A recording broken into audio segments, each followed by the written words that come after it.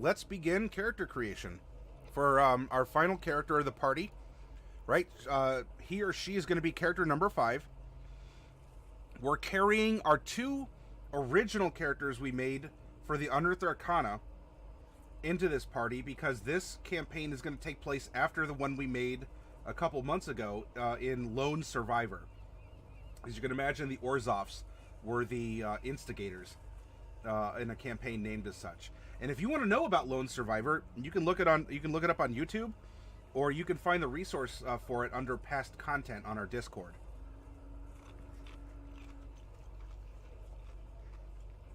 All right. Let's bring up our character generator. It normally, it normally taps into the PHP only, but we're gonna supplement it with the Ravnica book.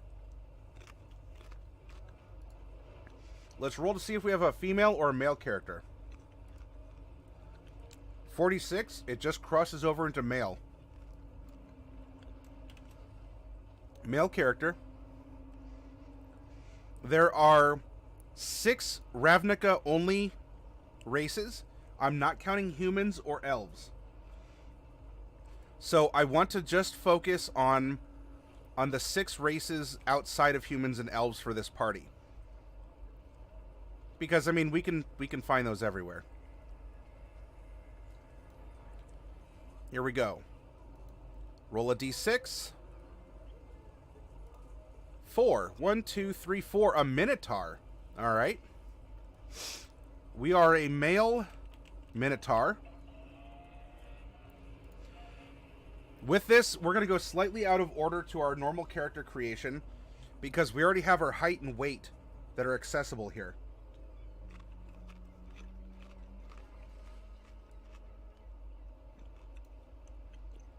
Minotaurs start at 5'4". We're going to add 2d8 inches. We're going to add 9 inches. So 5 feet 13 inches, otherwise known as 6'1". We're going to take 9 and multiply it by 2d6. 6. So we're adding 54 pounds to the base weight of 175. So that's 179. That's going to be 229.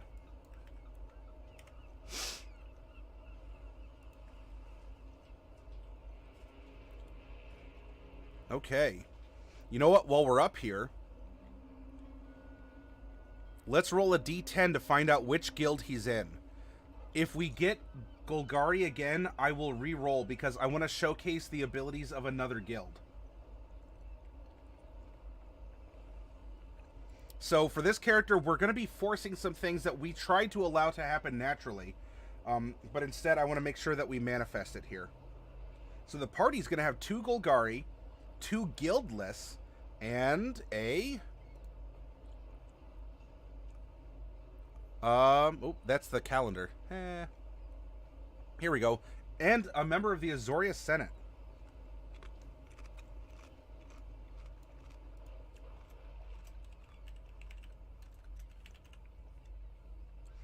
Okay. Excellent. Continuing down, let's determine our alignment. We're going to roll 2 percentiles and measure the results on both the axes. 98 and 13. We have another lawful evil character. Very, very interesting. And by the way, having an evil character in a party doesn't have to be bad. An evil character can be played badly, and it ruins things. It very much can.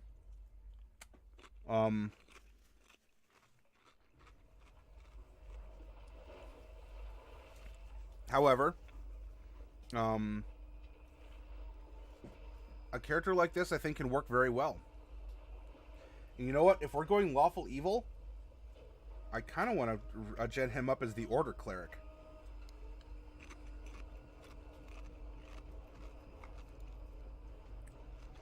Alright. At which level are we generating him? We rolled a 7.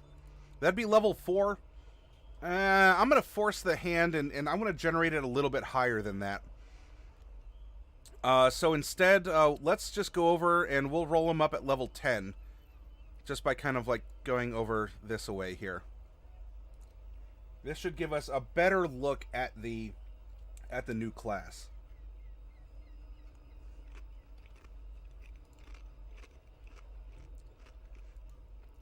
Now at 10, that means we have the possibility of rolling 2 feats instead of taking ASIs or ability score improvements. Nope, we're going to take the stat bumps instead, according to our roll. We already rolled for our background, as we're a member of the Azorius Senate.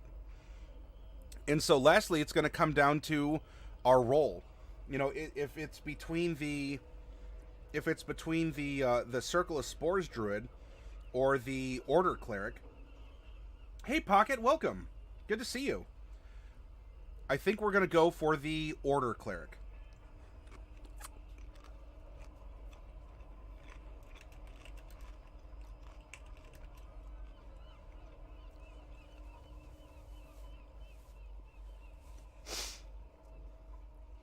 And we're finished with our random number generation. Now, let's go explore our background first. Our background is going to tell us so much about our character, even before our race and our class.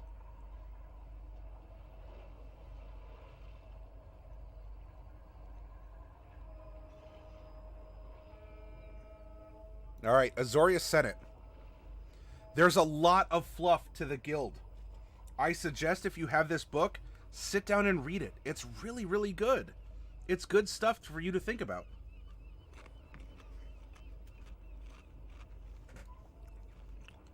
For what we're doing, it's not that I want to skip it over. I want to get to the nitty-gritty bits, because those are going to help influence our individual character, not just an Azorius character, but our character.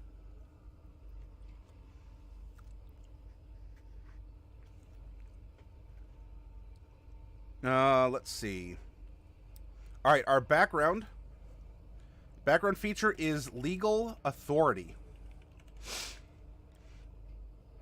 You have the authority to enforce the laws of Ravnica, and that status inspires a certain amount of respect and even fear in the populace. People mind their manners we have a Judge Dread, I think is what we've generated. A Minotaur Judge Dread. People mind their manners in your presence and avoid drawing your attention. They assume you have the right to be wherever you are. Showing your Azorius insignia gets you an audience with anyone you want to talk to, though it might cause more problems than it solves when you're dealing with incorrigible lawbreakers. If you abuse this privilege, though, you can get in serious trouble with your superiors and even be stripped of your position. So it's kind of equatable to the noble background out of the player's handbook.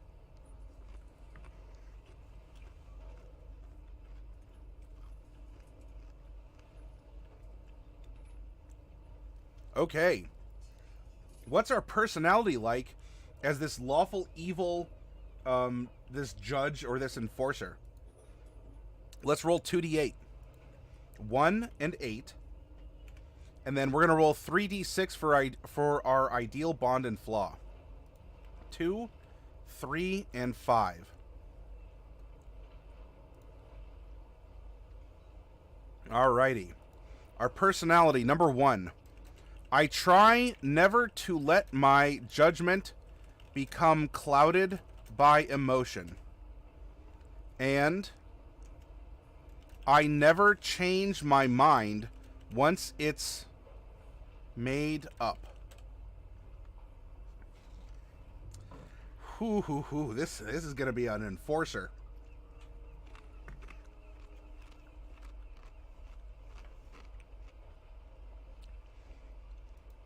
Our ideal is number 2. Order. The law is meant to ensure that the gears of society turn smoothly and quietly. And if he has to turn you into grease for those gears, he probably will. Lawfully.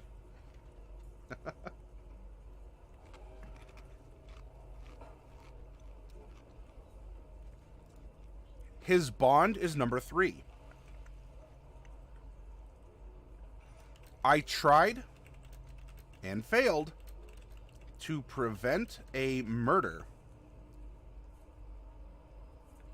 And I have sworn to find and arrest the perpetrator.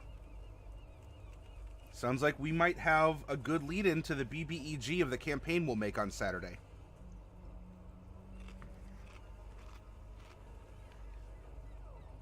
DMs, backgrounds spawn so much content for your story. Please never forget that, okay?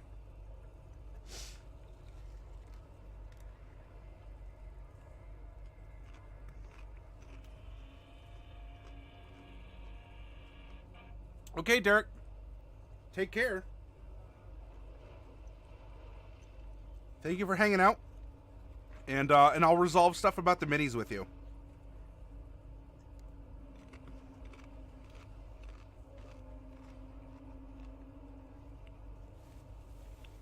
And his flaw, because look, we're all flawed creatures, aren't we?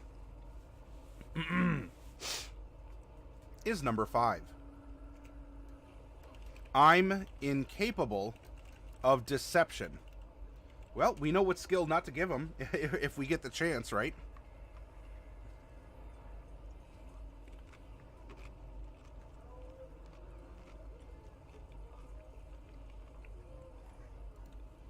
As an additional feature in Ravnica Guild backgrounds, you get contacts. Azorius contacts. You get an ally and a rival. You also get a non-Azorius contact. I misspelled that. Azorius. And this can be either an ally or a rival. We have 2d8. So 7 and 5. Our ally is 7. Our rival is 5. And our non-guild contact is going to be on a d10. 1. Okay, let's explore our ally now. Our ally is 7. I know a homunculus in the halls of New Prov who can get things done behind the scenes. All right, a person on the inside, someone who can help us cut through red tape legally, but someone who can help us cut through red tape.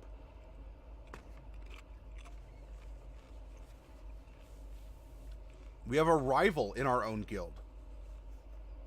And that rival is described as follows.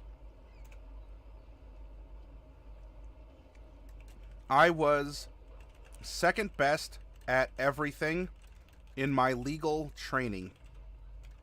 And now I work with the person who was always just a little better. Wow, isn't that good for a rival? And you know what?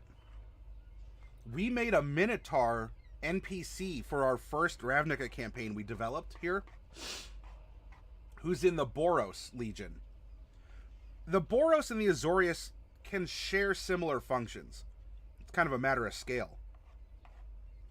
This NPC we developed might be a good rival then to this character, and I think that could be a lot of fun and help bring our two campaigns together.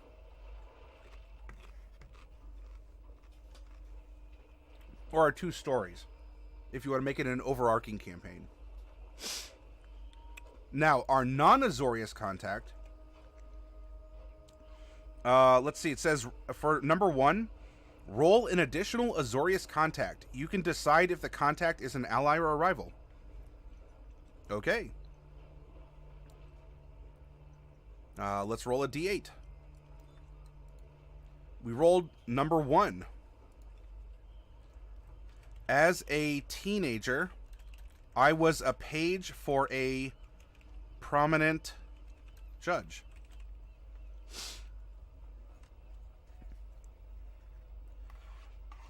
So we don't seem to have our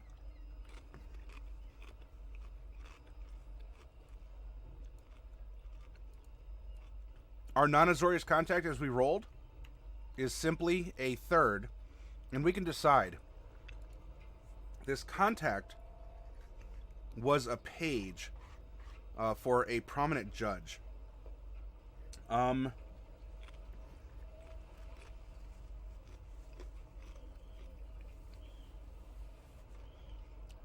That seems more like ally territory, especially if our rolled ally can get things done behind the scenes. That way we're building off of what we have randomly rolled, and we're allowing the character to develop in a natural way that makes sense.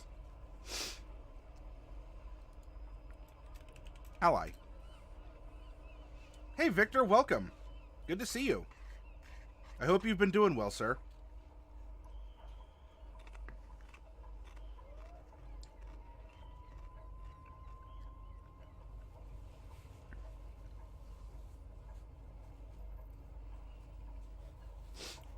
The Ravnica book has a lot of good stuff in it, Victor. I think you'll have a lot of fun with it. So now we have our character, right? No stats, doesn't matter. We've already begun to imagine this character as he exists. Right? We have this male Minotaur who is an order cleric. Very orderly. He keeps the peace. He's lawful evil, meaning that he's not afraid to be violent. So he is the, I don't think he's going to necessarily be the good cop all the time. He's going to be Judge Dredd. He's going to show up. He's going to use the law, and he doesn't care if you're a riffraff, street rat. He doesn't buy that. If only he'd look closer, yes, he'd see that you're just a poor boy. You may need, you gotta steal to eat, you gotta eat to live, otherwise you just get along. But he'd say wrong. Yeah. Anyway.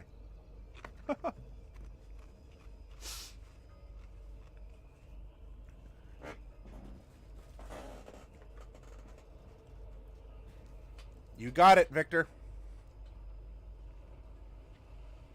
Well, if it'll... There you go.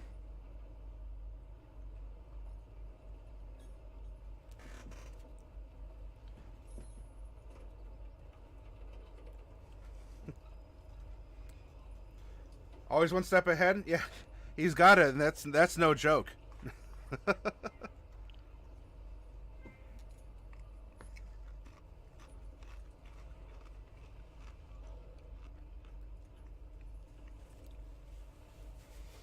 This guy doesn't appreciate that you're broke.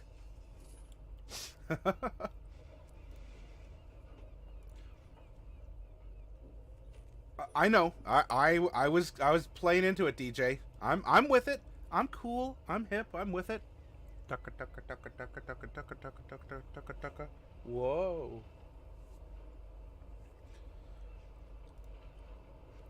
Okay, let's go from our background stuff there into the gimme gimmies that our background's going to offer us.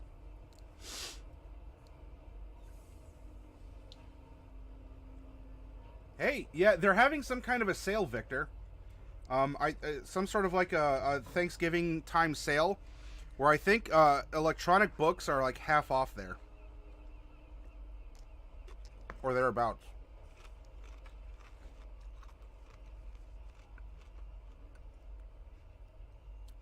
Insight and intimidation are our skill proficiencies. Languages, 2 of our choice. All right, so we're going to get 2 of our choice from the list of Ravnican languages. We are going to get an Azorius insignia, a law scroll, blue ink, pen, fine clothes, oh my, and a belt pouch containing 10 gapuz.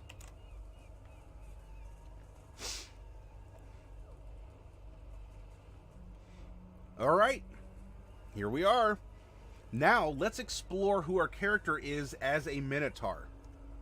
We're going to scroll back up until we get... There it is. All right, our strength score increases by 2. And our constitution score increases by 1.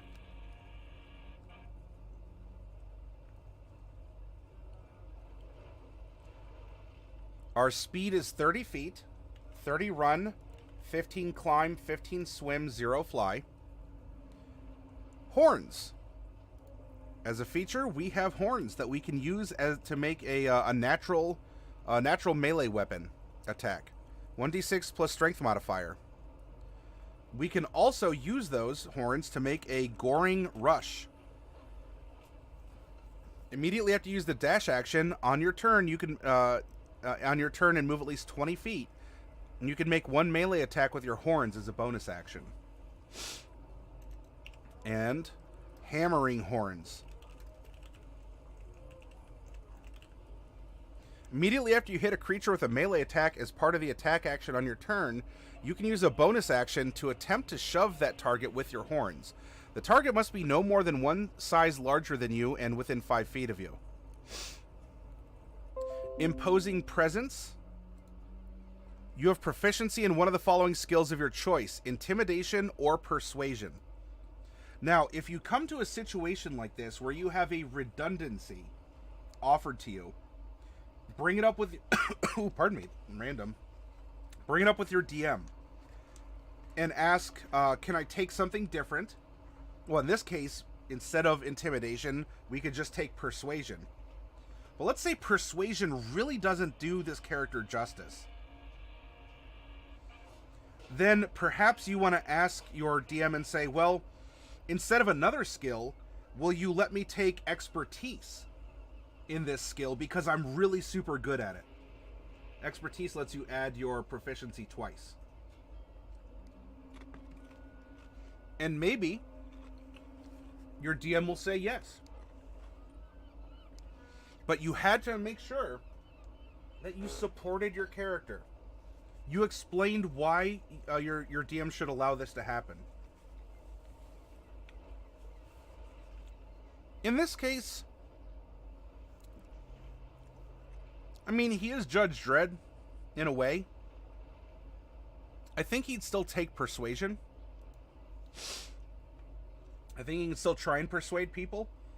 He doesn't have to kill everyone he comes across. But if he needs to end a situation, he needs to stop a hostage situation, having persuasion would be important.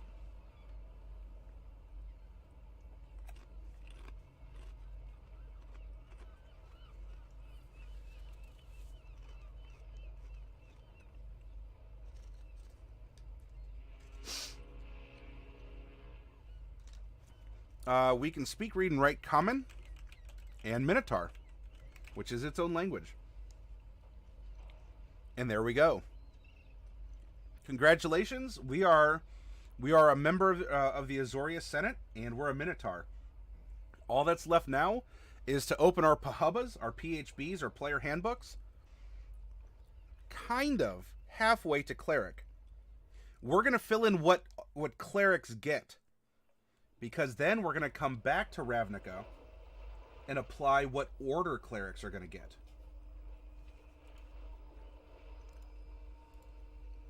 So, come over here to Cleric, and this is how you work in this situation, right? All clerics, even death clerics in the DMG, get basic cleric stuff. Where you are going to differentiate with your source book is going to be with your subclass.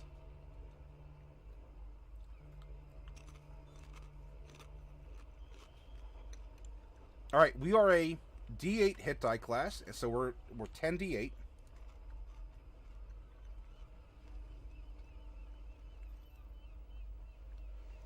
Armor proficiencies. Now, in peeking ahead, in fact, we can just kind of go to it here. Order domain. We do get proficiency in heavy armor. Because clerics already get light and medium, because we get our order at level 1, for armor we could just put all and shields.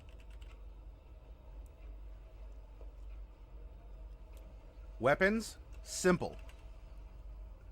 We are good with heavy armor, but we're not martially trained.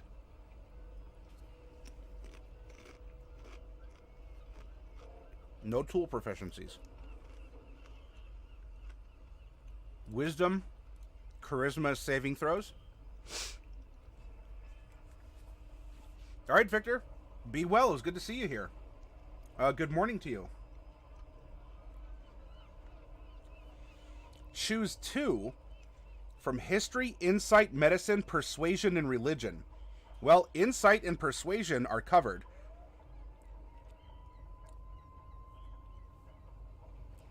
So probably, let's see, if he's an enforcer, let's look at his personality. What would he take, right?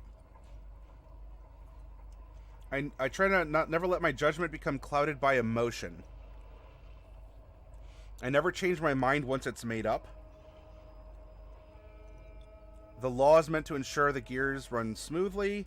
I've tried and failed to prevent a murder, and I've sworn to find and arrest the perpetrator. I'm incapable of deception. Alright, if you're trying to memorize law and the applications of law, I want to say that history is going to be important. And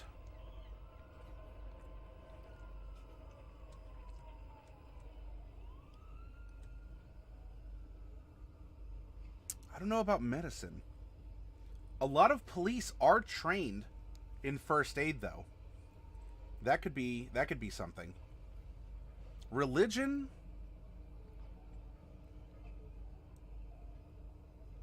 That could touch onto the guild pact in a different way too. And he is a cleric. History and religion, I think, are going to be his proficiencies here. Now, if you think differently out there, please, you can offer feedback. This is not my character. This is our character that we're building together. But I want to make sure we're staying true to our character. Who is he? What has led him down this path? What has brought him to be this order cleric?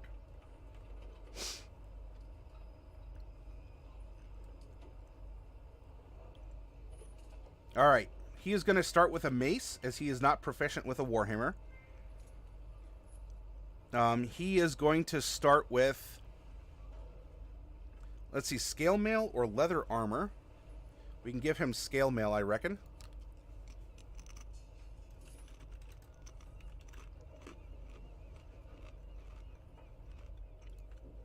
A light crossbow. Quiver with 20 bolts. A priest pack or an explorer's pack? Well, no, Minotaurs do not have dark vision. He's an extension of the law. He is the embodiment of law. He conducts these lawful rites and rituals. Probably a priest pack.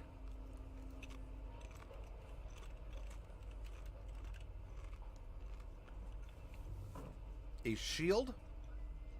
So, as you saw up here, I filled in the little shield button. Going to give us +2 AC. And a holy symbol.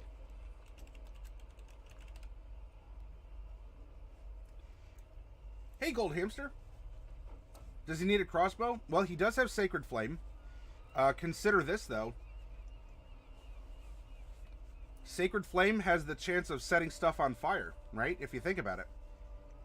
Also, there's wild magic zones or anti-magic zones. Also, he may want to, if he's doing something more undercover, he may want to carry a more mundane weapon. Oh, I'm sorry. It is radiant. Well, magic can still be invoked or can still cause some sort of a reaction of some kind. If he's trying to hunt down a Dimir vampire and maybe doesn't want to kill the vampire, if they're weak to radiant, having a cantrip is very useful. Having options can be even more useful. If you're just looking at pure damage output, especially if you can get a vulnerability off of radiant damage, then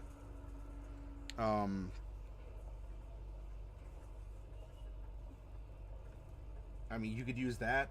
Or if someone is resistant or immune, it's going to give you an option in another way. Sacred Flame, you may not necessarily be able to take your Sacred Flame and put a grappling hook with a rope on it and shoot it up over a wall.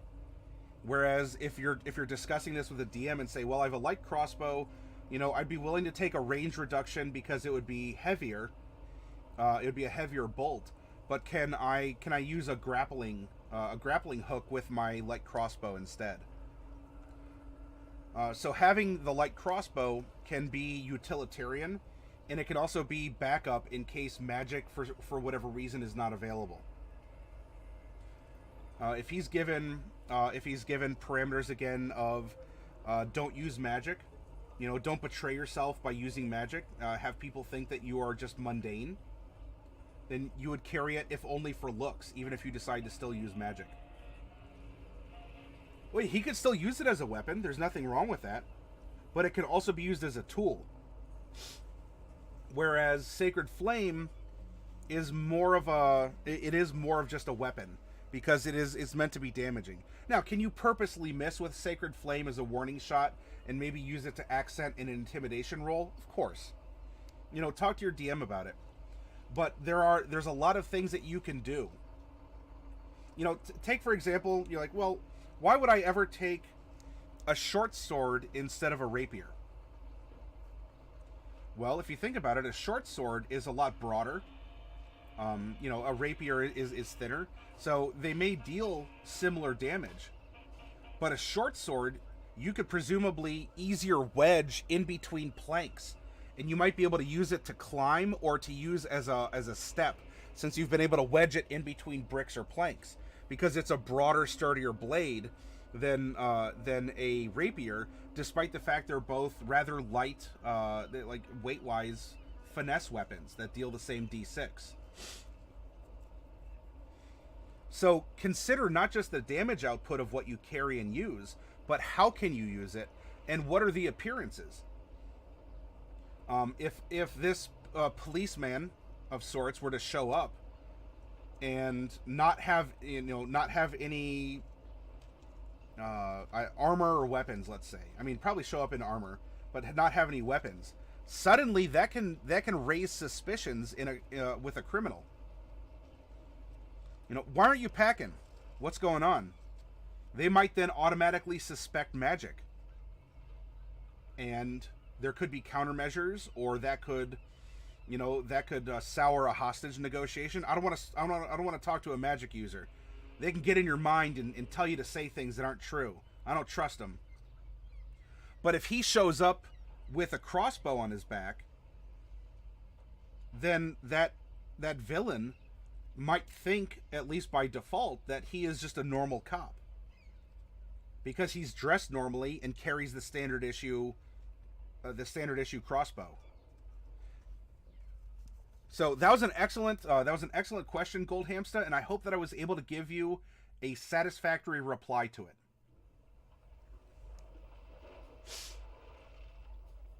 Also, range may come into play too.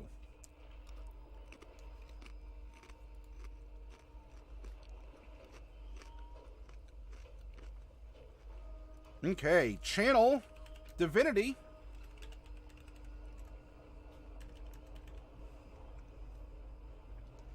We'll do our spellcasting last. Right now, our stats do not matter. We already have our character. We can imagine him going through the streets of Ravnica, maybe on a rainy night. He's super angry. He's hunting down this person that escaped a murder before, when he was just growing up. His rival Right? I was second best at everything in my legal training, and now I work with the person who always was a little bit better. His rival keeps picking at him. You know, he never changes his mind once it's made up, so he's super determined to get in there and to, you know, and to get this guy. We have our character. Now we're just sort of filling in the methodology on how do we produce those results in a mechanical state.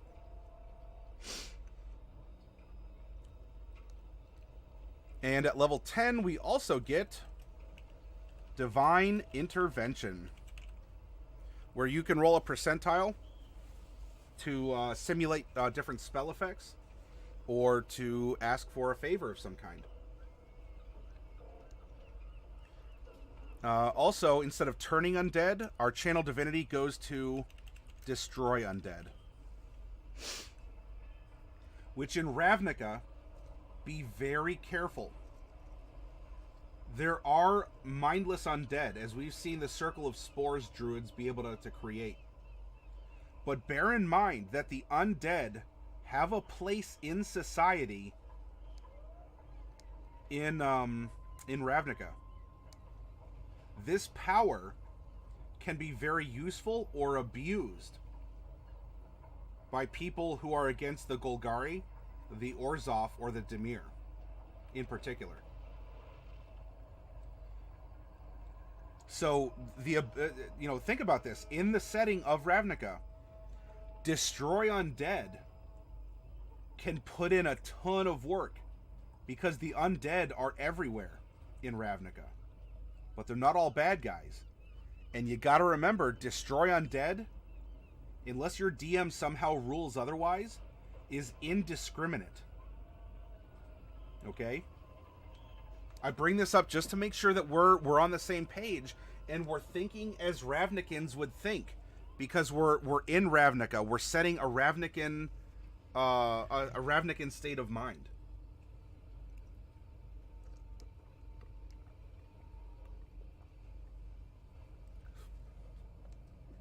If you have an Orzhov ghost that's giving you a witness report, and suddenly Golgari zombies come shambling out to try and, you know, throw you off the trail, and you turn around and your first reaction is destroy the zombies. When you destroy the zombies, you're going to turn back around and probably see that ghost, you just vaporized a ghost. A very expensive ghost that was carrying a life debt to the Orzhovs. And isn't that going to be a headache at the precinct when you're filling out paperwork? You killed an innocent bystander. He's not alive, but you still killed a citizen of Ravnica. Or, you know, if we kind of reverse it and some ghosts were coming out to attack you, and, you know, you're just inspecting some Golgari zombies just kind of shambling around, like moving boxes of food or something around. You just dusted personal property. Be aware. All right. That's what we get for being a cleric. Let's go over to the Guildmaster's Guide and see what happens with an order cleric. Represents discipline as well as devotion to a society or an institution and strict obedience to the laws governing it. Favored by clerics of the Azorius Senate, who use it to maintain and enforce the law, and the Orzhov Syndicate, who exploit law in order for their personal gain. All right, let's go down here. We're going to get some domain spells. In fact, because we're level 10, right, at 3 we get 2, 5 we get 3, 7 we get 4, and 9 we get 5th. So we are going to be able to drop in some domain spells here.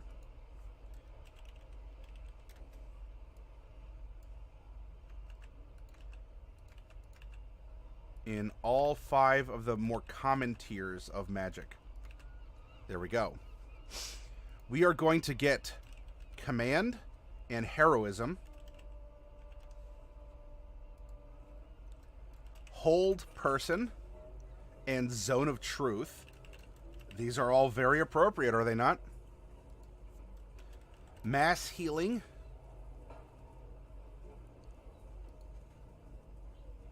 And Slow. I'm sorry, it's Mass Healing Word.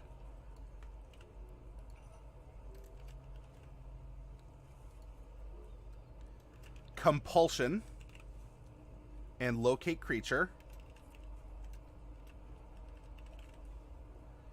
And lastly, we are going to get commune and dominate person.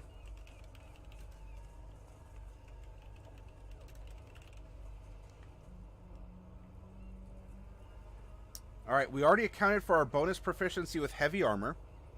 Starting at first level, we have Voice of Authority. Voice of Authority. As an, or starting at first level, you can invoke the power of law to drive an ally to attack. If you cast a spell with a spell slot of first level or higher, and target an ally with the spell, that ally can use their reaction immediately after the spell to make one weapon attack against a creature of your choice that you can see. Not bad. Nice little wombo combo, huh? Our second channel divinity we get, on top of Destroy Undead, is Order's Demand. As an action, you present your holy symbol, and each creature of your choice that can see or hear you within 30 feet must succeed on a wisdom saving throw or be charmed by you until the end of your next turn, or until the charmed creature takes any damage. You can also cause any of the charmed creatures to drop what they are holding when they fail the saving throw. This says charmed creature.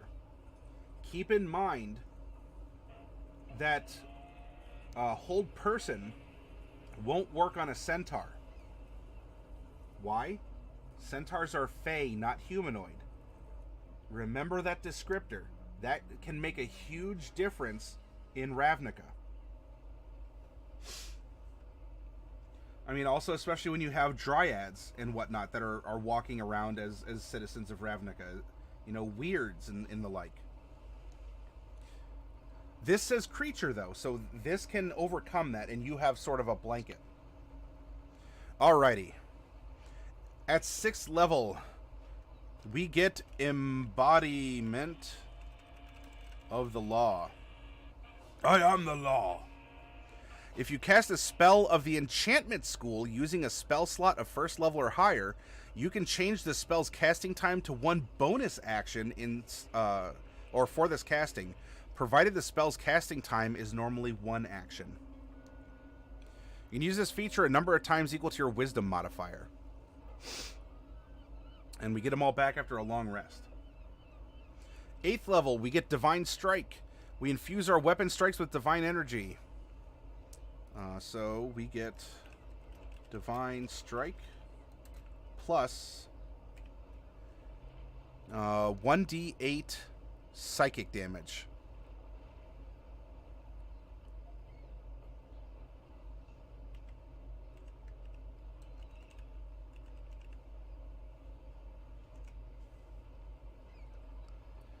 And we're not high enough for Order's Wrath, so... Also, centaurs are fake. Yeah, that's what I said. So, because they're not humanoid, hold person wouldn't work on them, DJ. Centaurs are... they would have to be they'd have to fall under, like, creature or something specific to Fae. And, in fact, we brought up that a Green Knight, or, in this case, an Oath, Oath of the Ancients, their Turn the Faithless affects the Fae. So you could accidentally nuke your centaur friend. I mean, not nuke, but you could catch your centaur friend in your Turn the Faithless here. You can use your channel divinity to utter ancient words that are painful for Fae and fiends to hear. As an action, you present your holy symbol, and each Fae or fiend within 30 feet of you that can hear you must make a wisdom saving throw. It's not your choice, right? It just, poof, it goes off.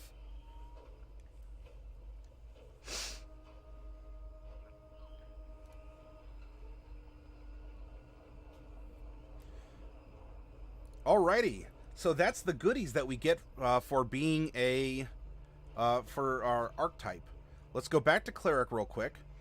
By level 10, we are going to be receiving, let's see, we have 5 cantrips that we know.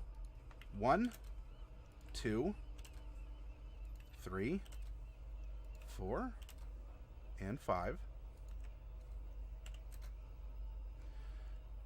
Our spell slots are 4, 3, 3, 3, and 2.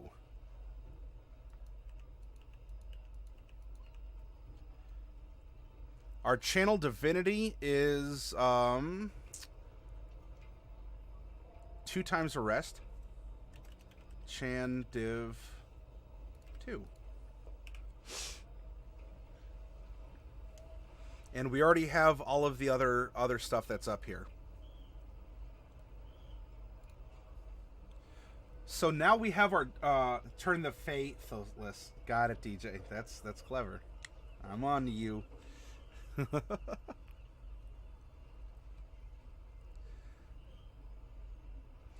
So now we have our chassis. Let's drop the engine, right? Let's drop our scores. We use the standard array.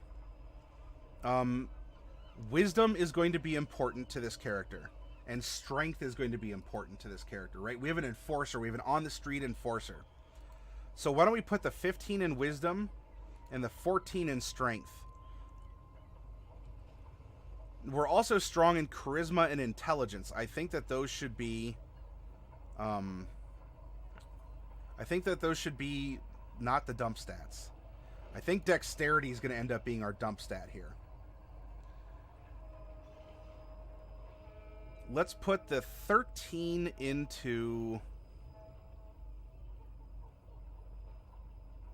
charisma, the 12 into intelligence, and we'll put the 10 into constitution. So when we add in our racial bonuses, our strength and our con, that's con 11 and strength 16. Now, we get an ability score improvement at level 4 and level 8. So that is going to mean that we can put 4 points into our stats. When you get an ASI, if we're doing this level by level, it's 2 points into 1 or 1 point into 2. Let's round up our wisdom to a 16. Let's round up our con to a 12. And then let's bring our wisdom up even higher to an 18. And I think at this photo of our character at 10th level, this is pretty good.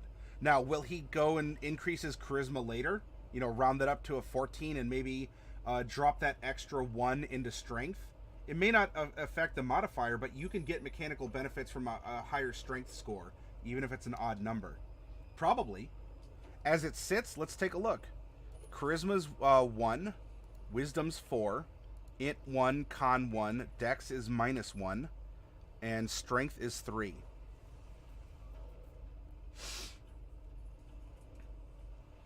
And Gold Hamster, if you're still here, you can say, well, all right, now especially look, you made Dexterity his dump stat. Why is he carrying a light crossbow? Again, you could still get utility out of it. You may not, I mean, you could try and go for a careful shot, and you can even set yourself up to get advantage. An advantage is statistically equivalent to a +5. So he may not be the best shot, at least precisely, but if he wants to load in a special round, like a flare, a grappling hook, or something along those lines, aim it where you want it to go and pull the trigger.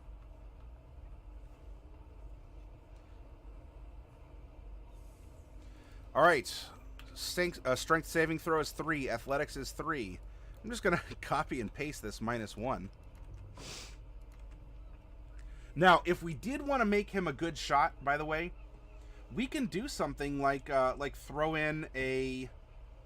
I mean, we could throw in his intelligence 12 into dexterity, right? And what that would mean with his 8 of intelligence, he wouldn't be good at much besides just history or religion. And don't be afraid to do that, right? It's okay to be proficient in skills that are a dump stat for you, because it means that in those particular categories, you're better. And you're going to get much more mileage out of your proficiency bonus over time than you will for your stat or your modifier to it. So don't be afraid to do that, okay? In fact, you know what? You know what? Why don't we do that? Let's swap it. He has a 12 dex, giving him a 1. All these are just going to go to 1s. And we're going to make intelligence his dump stat at 8. -1 here.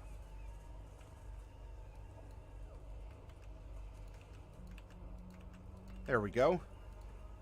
Meanwhile, in another Ravnica. So at level 10, our proficiency bonus is +4. Meaning that, you know what? Yeah, we have a -1. But his history is pretty decent. He's getting a 3 in history and religion.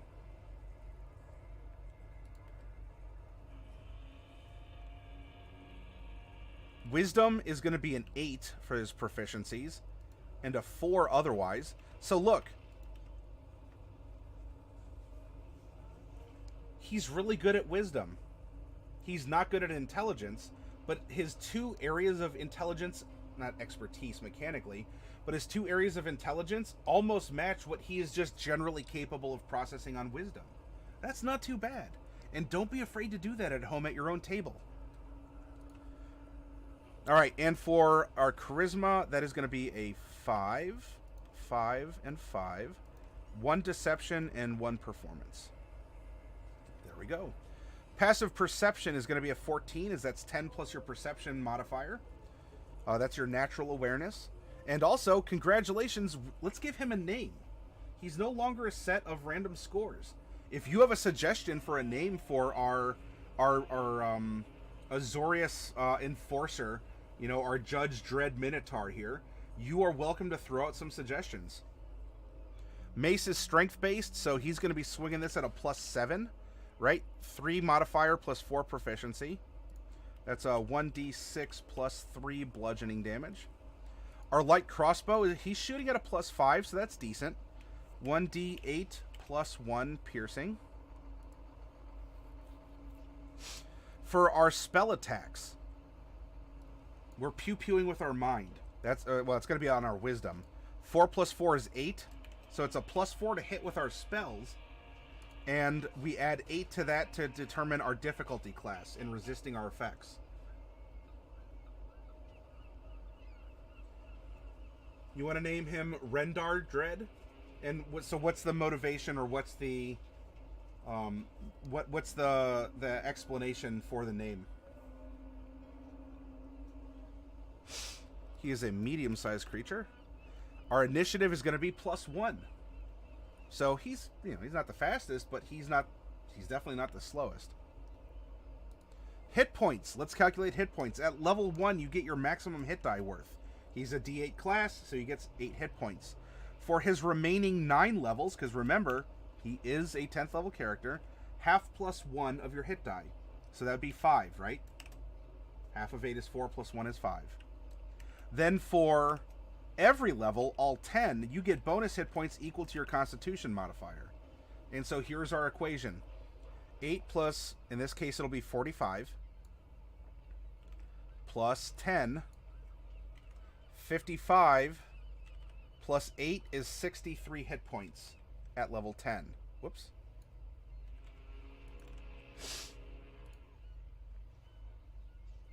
Armor class. Well, because we can technically wear scale mail, we can't technically wear heavy armor at level 1.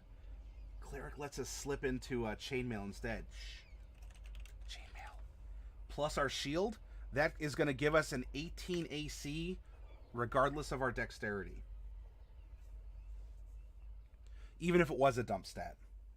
Because with medium armor and light armor, that would penalize your AC to have a low dex.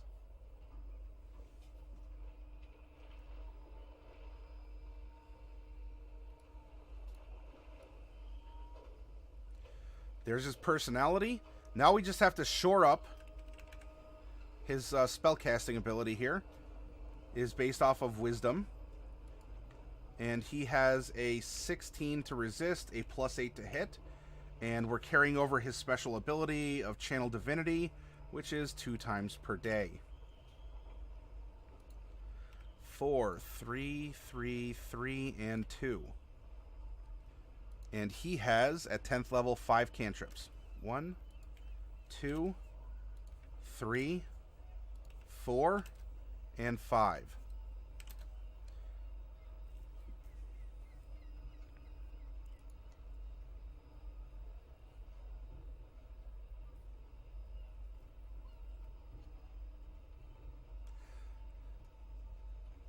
For calculating the number of spells prepared equals your cleric level plus your wisdom modifier. That means on top of our domain spells, we can prepare 14 other spells from the cleric list. But wait, there's more. In Ravnica, by joining a guild, you have access to guild spells as well. And what does that mean? Well, let's do a couple things here. Let's go to chapter 11, right? Spells, and here's our cleric spells. Now let's go to the Azorius background. And you can see, for you, spells on the Azorius Guild Spells table are added to the spell list of your spellcasting class. What this means is these Azorius spells are available to you whether or not they're on your cleric list or your wizard list or your warlock list or anything along those lines. Okay? So we can prepare 14 spells outside, in addition, our domain is always there. From what you see here, plus what is in the Azorius list. Now, there could be redundancy. In fact, let's even find one. Let's see. Cantrip is friends and message. Cantrips. Oh, clerics get neither. That could be very powerful then. If you decide as one of your cantrips you want friends or message, as a cleric, take it. In fact, you know what? For a beat cop, message might be very good.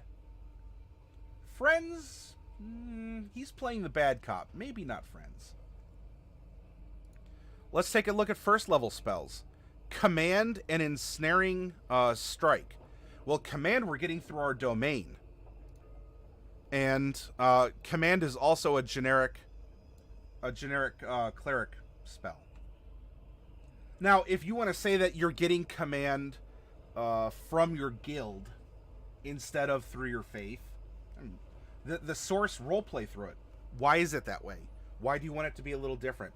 Make it your own, though. Have fun with it. Your spells, as a spellcaster, tell the story of your character. Don't forget that.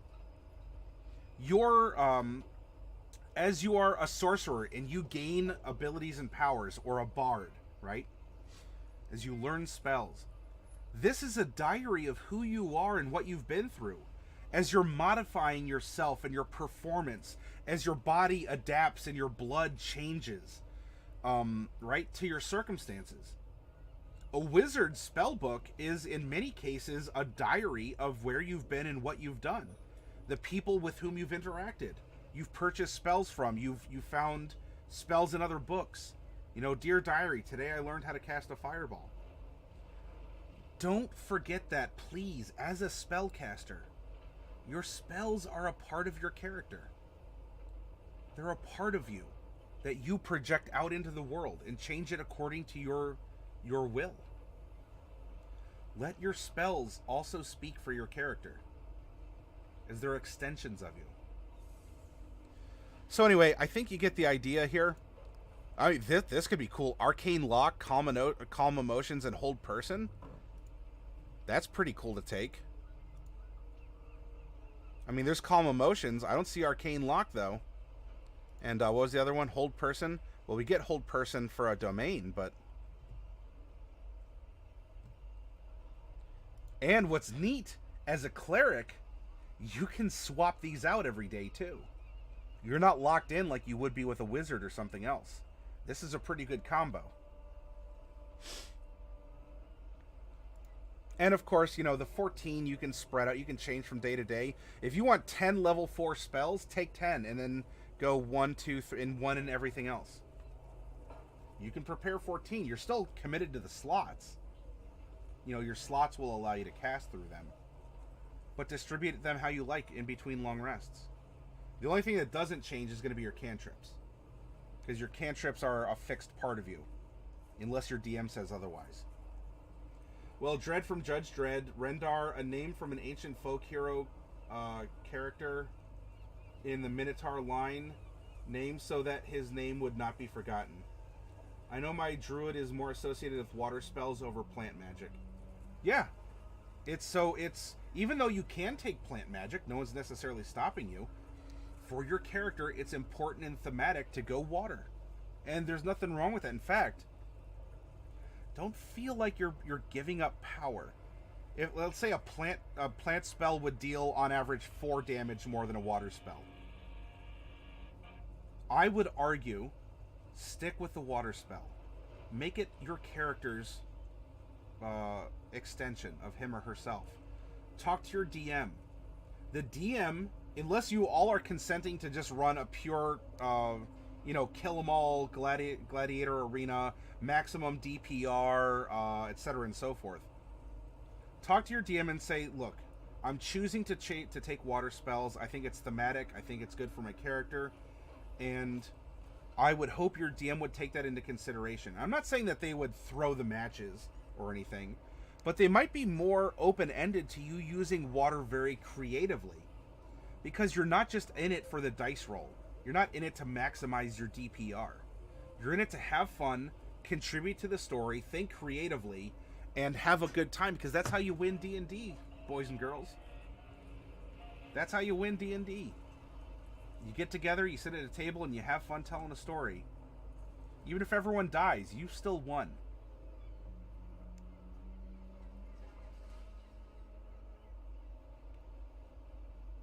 I mean, material components can be a part of it, DJ. Yeah.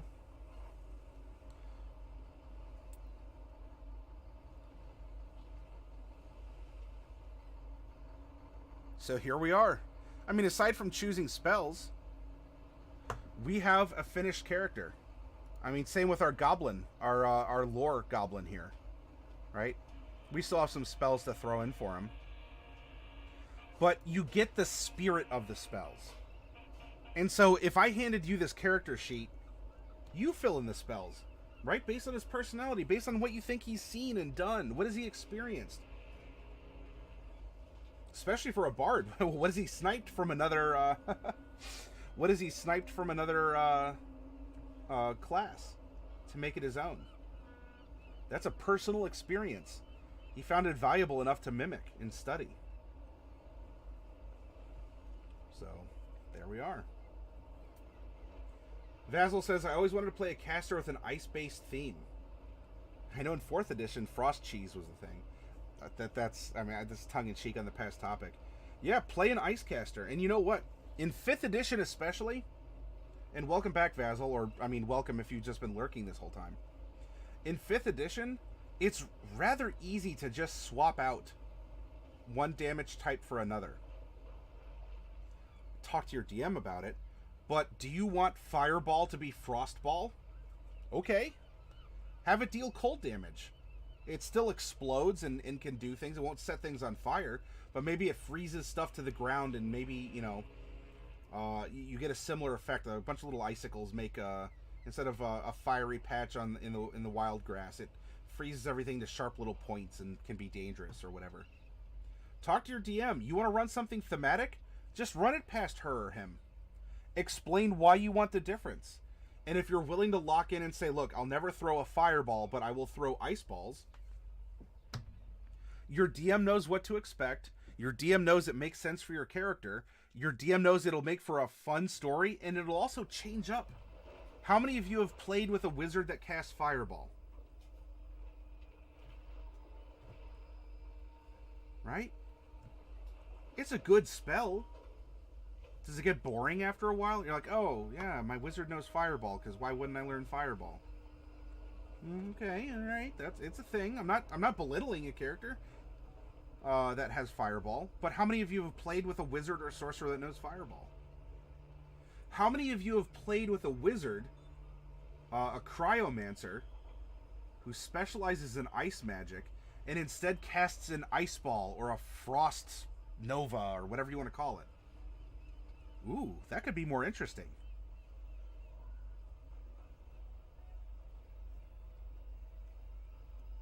Or are you playing some sort of like toxic mancer or something? I don't know, so we can kind of mash words. And it's a poison ball or an acid ball. Maybe you're playing like a rogue alchemist who has been able to, use material components in alchemy. So it's a wizard. It's really just a standard wizard that you've given proficiency in alchemy tools and such, and everything is just acidic or poison. That could be really cool and flavorful. That would be neat, seeing him cast an acid ball.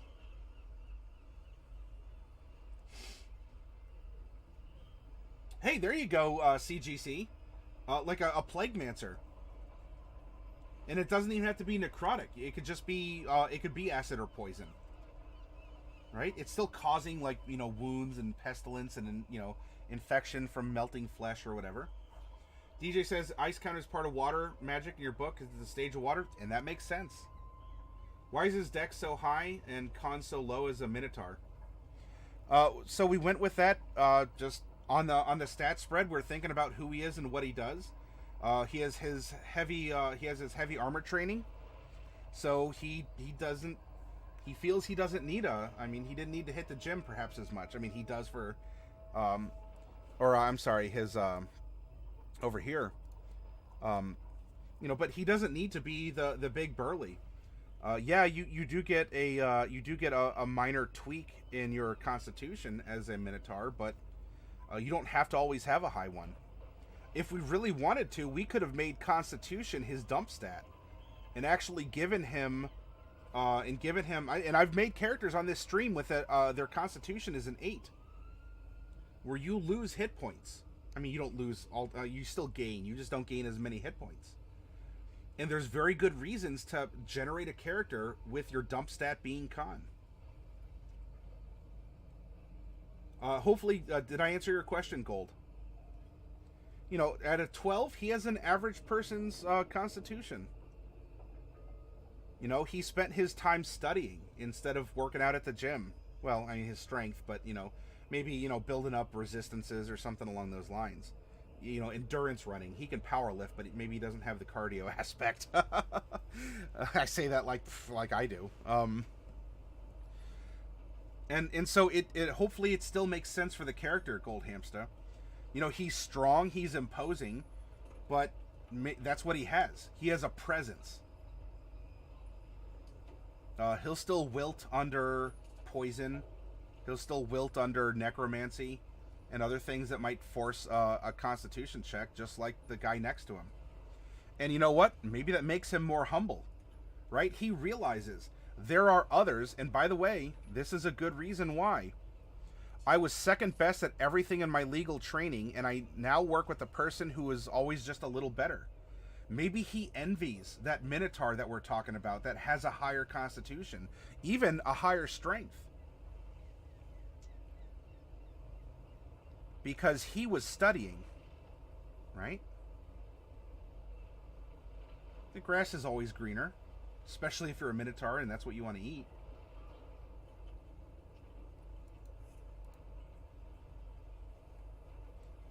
But because of that, maybe that means that he's not reckless. Because he can't just run in and think, oh, I'll just take all the hits and rah. He has to be a little bit more strategic, a little bit more thoughtful. He has a commanding presence, but he has to use it with a little bit more strategy. That's one way to think about it, Gold Hamster.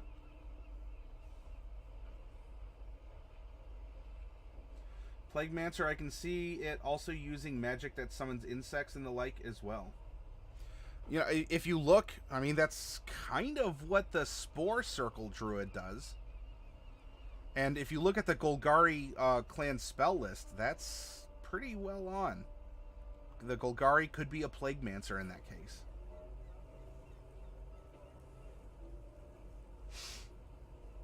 Power word kill the firstborn male. Oh my. We're getting Old Testament an Old Testamancer here.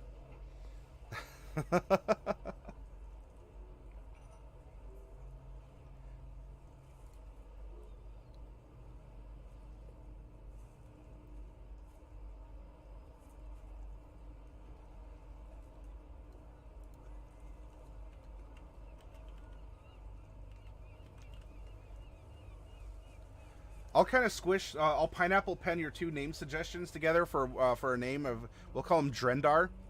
Though, if any of you have another name part that you'd want to apply to our Minotaur Azorius Enforcer, you're welcome to throw out a suggestion.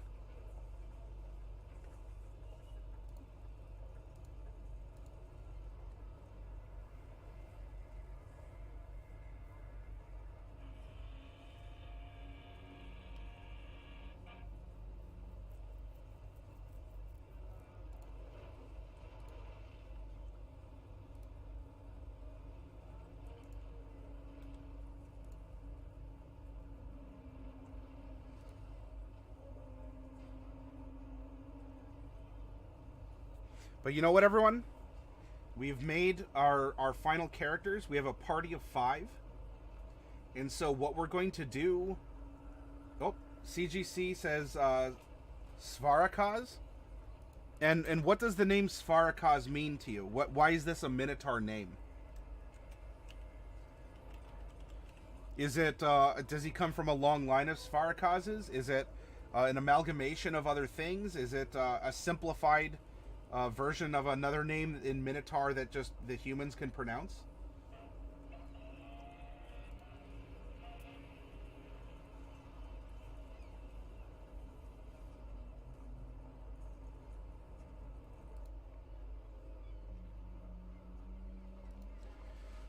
While you're coming up with some lore here, because we want to make our character personal.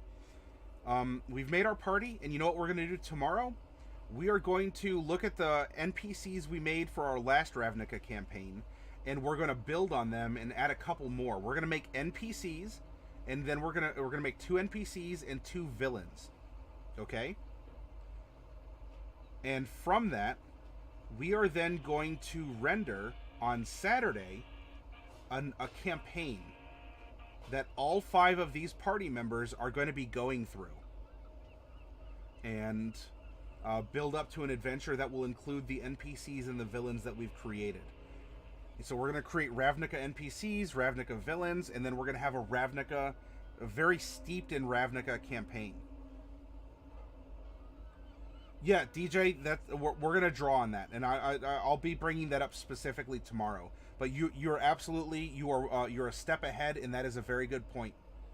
We are going to work on the material that we have, right? Let it be organic. Let it just grow in the direction it needs to grow.